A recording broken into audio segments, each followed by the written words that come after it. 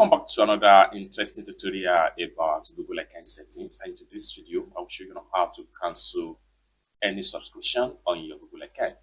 Let me show you how. The very first thing you want to do is to go ahead and open up your phone settings. Then scroll down until you get to Google right here. Go ahead and click on Google.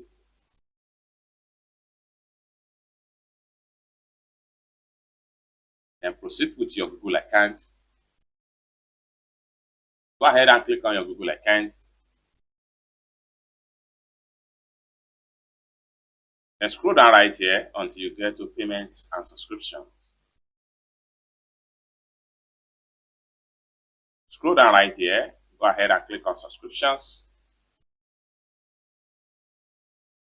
Then you have all subscription on your Google account. It's going to be found right there. For you to cancel any of the subscription, go ahead and click on the subscription link